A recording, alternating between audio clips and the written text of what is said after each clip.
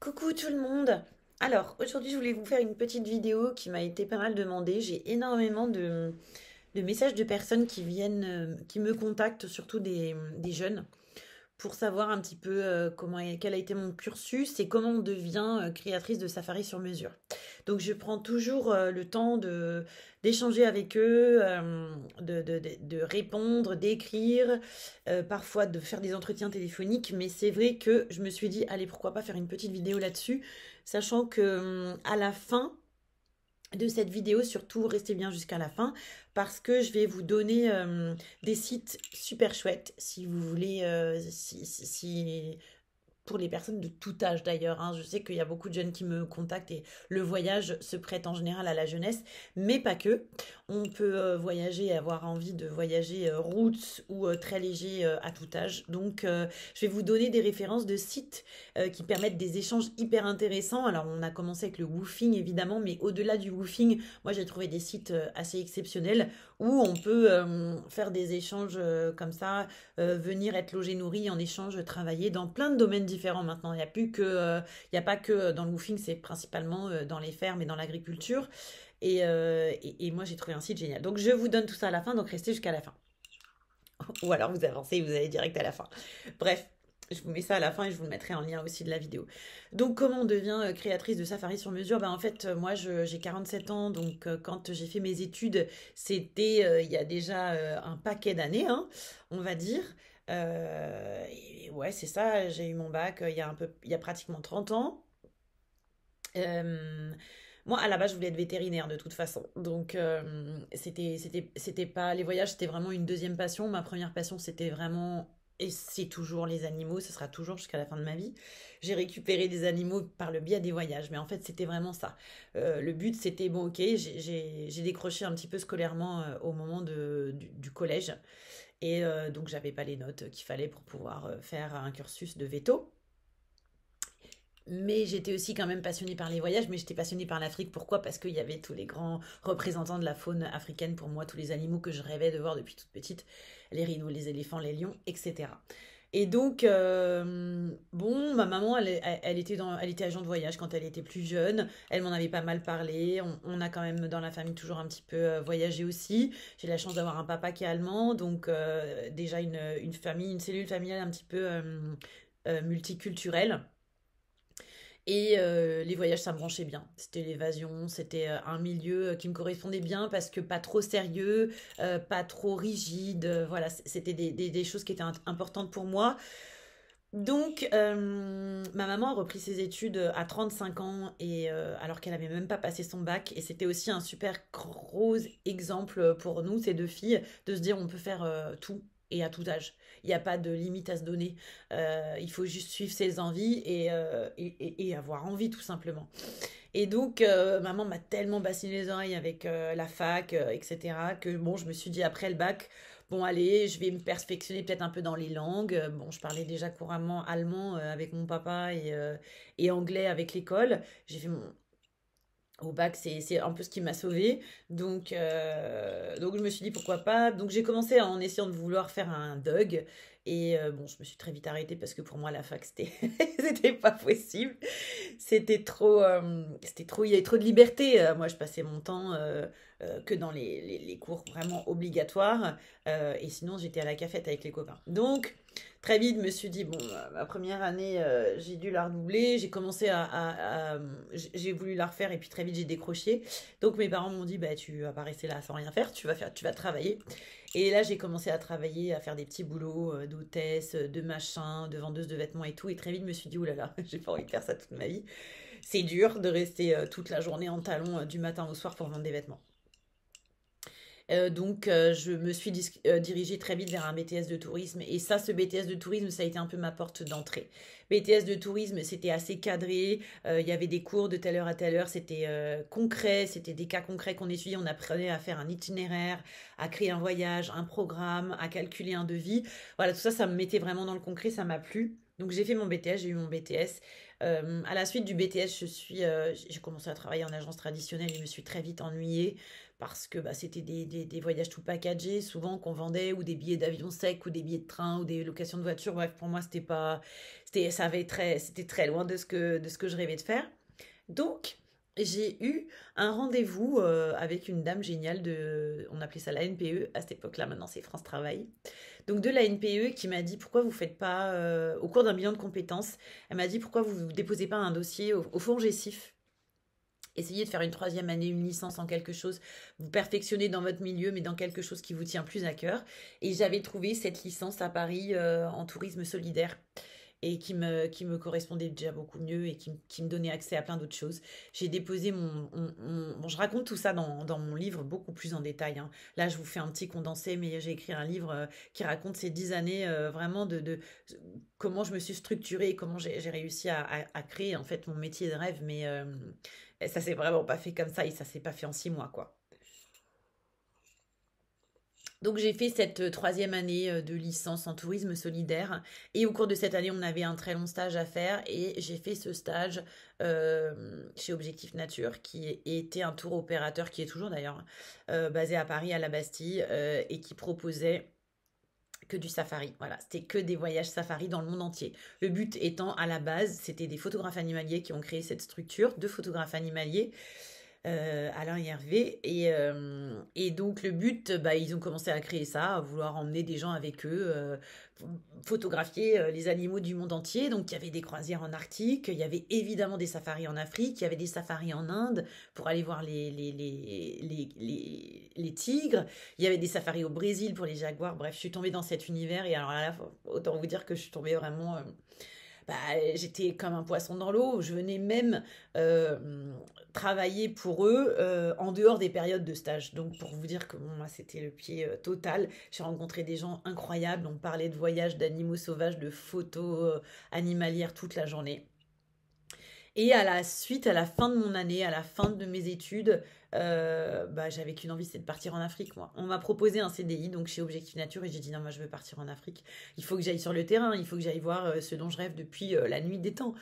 Et contre toute attente, vous voyez comme quoi j'en parle souvent dans mes vidéos, mais quand on ose et qu'on est intransigeant par rapport à ses rêves, à ce qu'on veut faire, on est intransigeant, non, moi c'est ça que je veux faire. Oui, un CDI, ça aurait été...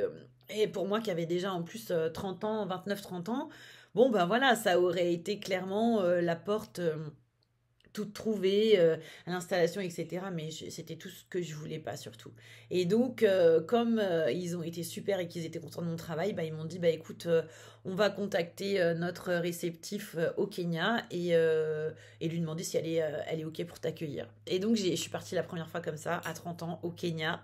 C'était pas facile, hein. Déjà parce que j'avais déjà 30 ans, donc c'était pas non plus, j'avais pas la souplesse de quelqu'un de 20 ou de 22 ans. Et quand je suis partie, je me souviens, ma mère m'a accompagnée, elle m'a dit, mais tu vas vers le soleil, etc. Et moi, dans l'avion, je me disais, mais qu'est-ce que je fous là? Mais pourquoi j'ai dit ça? Pourquoi j'ai fait ça, etc. Bon, ça n'a pas duré longtemps. À peine arrivée là-bas, au bout de 3 jours, voilà, j'ai découvert un monde. Donc j'ai fait 3 mois au Kenya. Malheureusement, je suis tombée dans une mauvaise période puisqu'il y a eu des élections qui se sont très mal passées au Kenya à ce moment-là. Et j'ai pas pu rester. Je suis restée jusqu'au bout du bout. On rapatriait tous les expats, etc. Je voulais pas rentrer, mais j'ai dû quand même rentrer au bout d'un moment parce qu'il n'y avait plus de travail. Puis personne voulait venir au Kenya. Nairobi était à feu et à sang, bref. Et ça a été une période très compliquée pour le pays, d'ailleurs, pour le Kenya, pour s'en remettre aussi. Et, euh, et donc je suis rentrée, je voulais pas rester en France, donc j'ai commencé à secouer un petit peu mon carnet d'adresses et puis j'ai eu une opportunité au Canada, donc je suis partie à Montréal. J'étais partie carrément moi avec un truc d'expatrié pour au moins 2 ans. Et puis bah, je suis arrivée au Canada juste après l'Afrique et le Kenya. Inutile de vous dire que même si c'est un pays magnifique, hein, mais ça n'a rien à voir du tout avec l'Afrique. Et moi, c'était pas du tout l'univers dans lequel j'avais envie d'évoluer. Je rêvais que d'une tout, c'était de repartir en Afrique. Pour le moment, j'avais pas d'autres possibilités. Donc j'ai fait 2-3 mois, puis je suis rentrée puisque ça m'a vite saoulée. Bon, de là, Objectif Nature m'a recontacté, m'a dit, bon, écoute, viens, tu devrais quand même faire une expérience chez nous. J'ai accepté un CDI chez Objectif Nature, donc je suis revenue sur Paris pour 2 ans. Et au cours de mes 2 années chez Objectif Nature, j'ai évidemment eu la chance de faire des voyages, de ce qu'on appelle des femmes trips, nous, c'est-à-dire des voyages d'études, quoi. Donc je suis partie au Brésil et je suis partie en Afrique du Sud. Et ça a été ma révélation. L'Afrique du Sud, c'était le pays. J'ai encore, j'ai encore de l'émotion quand je vous en parle. Ça a été le pays, la vraie révélation pour moi, parce que j'ai rencontré un guide exceptionnel qui m'a donné envie en fait de faire ce métier de guide naturaliste. Oh là là, n'importe quoi. Pardon. Et ça a été vraiment un voyage, une révélation. Je me souviens qu'à l'aéroport, pour repartir, j'avais pas envie. Je voulais me cacher dans les toilettes pour pas reprendre l'avion. Donc ça a été, c'est vraiment un pays exceptionnel pour moi. Et puis bah, du coup, je suis rentrée. Putain, c'est pas possible ça. Bref, quoi, des fois les émotions qui sont bloquées sur un voyage sont très fortes. Et donc, j'étais en CDI, j'étais bien dans ma vie, tout allait bien, mais il y avait évidemment toute cette dimension qui me manquait énormément. Et quand je suis rentrée de ce voyage d'études qu'on a fait en équipe en Afrique du Sud, je me suis dit, ben non, mais moi, c'est ça que je veux faire. Je vais être guide de safari. Et donc, j'ai commencé à regarder. Et c'était compliqué parce que c'était vraiment pas du tout comme maintenant. Maintenant, on peut. Tout ça, ça s'est énormément développé en l'espace de 15 ans, 10, 15 ans. Mais moi, j'étais une des premières à dire, allez, je vais aller faire mon école de guide en Afrique, quoi, vivre là-bas, dans un campus au milieu de la cambrousse, de la savane, et tout plaqué à 34 ans, j'avais à ce moment-là tout plaqué pour aller jusqu'au bout de ce rêve. Et donc voilà, donc quand je suis rentrée, je me suis laissée 6 mois. Je suis rentrée de ce voyage à la fin du mois de mai, et du mois de mai 2010, ouais 2010, et en tout début janvier 2011, je m'envolais pour faire mon école en Afrique du Sud.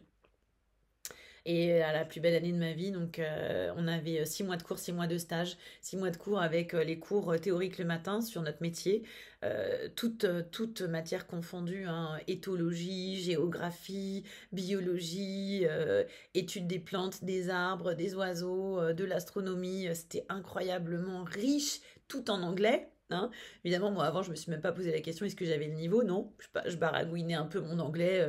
Il était toujours un peu scolaire, mais je me suis dit bah, j'ai travaillé 2 fois plus que les autres.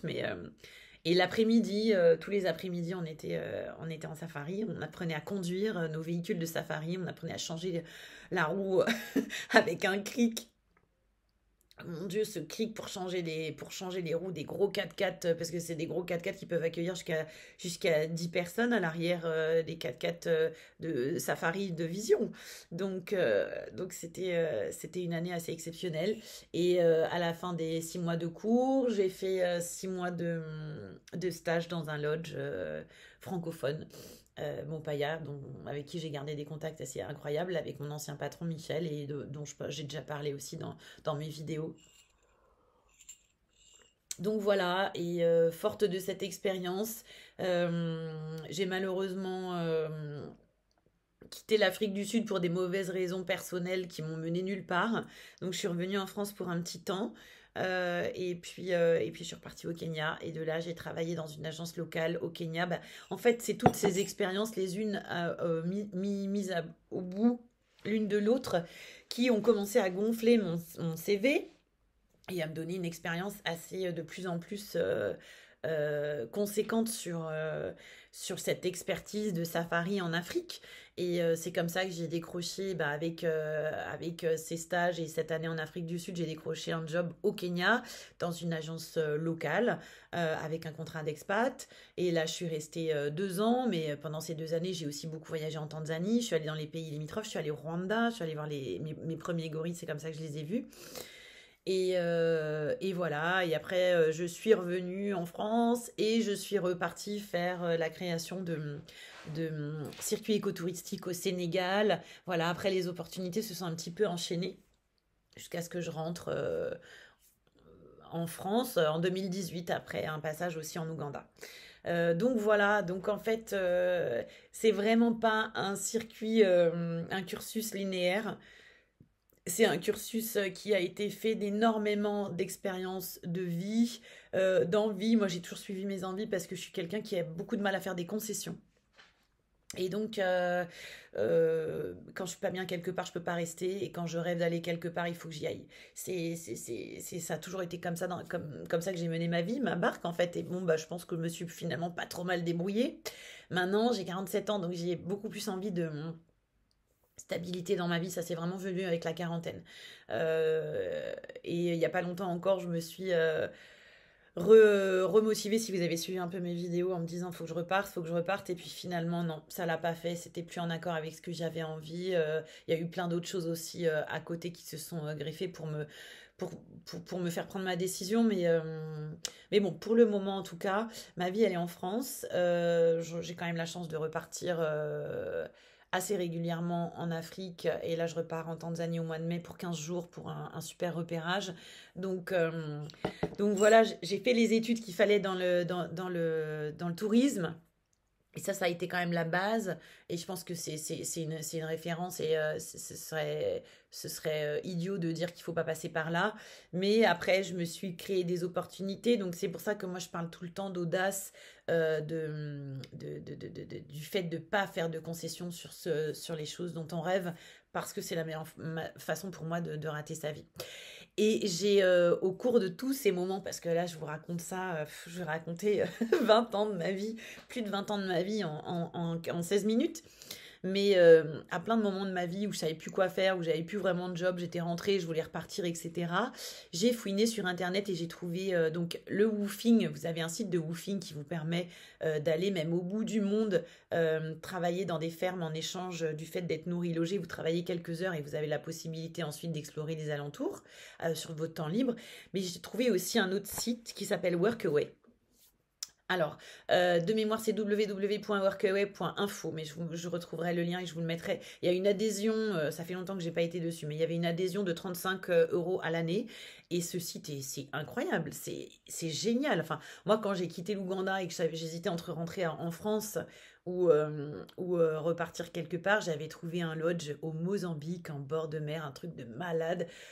Et en fait, il y a des lodges du monde entier qui ont besoin de main-d'œuvre ponctuellement. Il y a des gens en Italie. Moi, j'ai toujours adoré l'Italie aussi. J'y ai vécu pendant un petit temps. Et j'ai fait cet échange pendant un temps avant de m'installer à Rome. J'ai tenu une maison d'hôte en Toscane. Donc j'étais logée, nourrie et en échange de ça, j'accueillais les clients, je donnais des chambres, je faisais les petits déjeuners et tout. Et le reste de mon temps libre, bah, j'ai exploré la Toscane, je me suis baladée, je prenais le train pour aller un peu partout en Italie. Mais vous avez des offres comme ça d'échange. Donc, en gros, la formule Workaway, c'est ça, c'est-à-dire que vous êtes logé, nourri, et vous devez donner 4-5 heures de travail par jour, du lundi au vendredi, en échange. Mais ça peut être. Moi, j'ai regardé encore récemment, il y avait des lodges au bout du monde, au Zimbabwe, qui étaient prêts à vous accueillir en échange de travail sur le lodge. Ça peut être donc dans la restauration, ça peut être dans l'hôtellerie, ça peut être des gens tout simplement qui sont en train de monter une structure et qui ont besoin de main-d'œuvre, que ce soit pour faire des travaux BTP ou autre chose. Ça peut être des gardes d'enfants, ça peut être des cours de langue. Et voilà, il y a vraiment toutes les offres incroyables et le monde entier vous est ouvert avec ça. Et je veux dire, quand vous êtes un peu dans une période où vous savez pas trop, et ben pour tester un pays, pour tester une période de vie où on a un peu envie de vivre comme ça à la bohème, c'est vraiment génial, quoi. Donc moi, je vous le conseille. Et puis après, bien sûr, il y a l'éco-volontariat qui s'est énormément développé. Mais moi, à mon époque, et puis surtout que moi, j'ai fait les choses quand même assez tard, hein, je me suis émancipée un peu tard.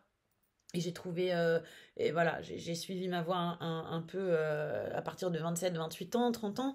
Donc c'est vrai que c'est un peu tard. En général, on fait plutôt ça à la vingtaine. Moi, je me souviens à l'école de guide, j'avais 34 ans. J'étais la plus vieille. Et j'étais qu'avec des jeunes qui avaient en général, alors, il y a beaucoup de Britanniques qui avaient 20, 22.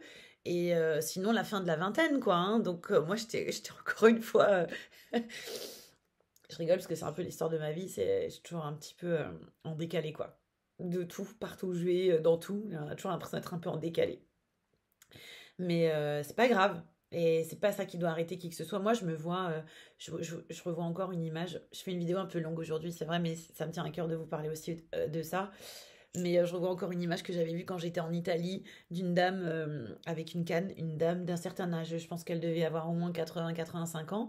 Et avec une nana à côté d'elle qui devait être sa petite fille et qui sont toutes les deux à l'aéroport. Et donc on s'imagine que c'est évidemment la petite dame plus âgée qui accompagne sa petite fille qui part. Et en fait c'est l'inverse, c'est la petite fille qui accompagne sa mamie qui part pour une mission d'éco-volontariat de 3 mois en Afrique. Et moi, je me suis toujours imaginée comme ça aussi. Je me suis toujours dit, quoi qu'il arrive, si à 80 ans, j'ai la santé, j'ai la forme et j'ai envie de repartir, je repartirai. Donc ne vous mettez pas de bâton dans les roues, d'entrave comme ça. Parce que tout ça, c'est des injonctions qui viennent de la société, mais on ne ressent pas tous les mêmes choses, les choses de la même façon. Et des fois, on a besoin de plus de temps pour suivre notre chemin. Et des fois, on se perd et on retrouve notre chemin un peu plus tard. Bref, il y a tous les cas de figure. Donc voilà, donc je vais vous mettre les liens dans cette vidéo. Et je ne sais pas si ça peut aider les personnes quand c'est pas un métier à proprement dit, j'ai envie de dire la création. Moi, je me suis hyper spécialisée là-dedans parce que c'était ma façon de retrouver les animaux. Mais bon, ça reste de base une formation touristique plus classique et des expériences assez exceptionnelles qui m'ont permis de forger mon expérience et d'avoir maintenant cette solide expérience dans ce métier à proprement dit que j'adore. Voilà, j'espère que pour ceux qui se posent des questions, en tout cas, ça pourra vous inspirer, vous donner des envies, quelles qu'elles soient, d'accomplir et de continuer à réaliser vos rêves. Et je vous dis à très vite. Bonne journée.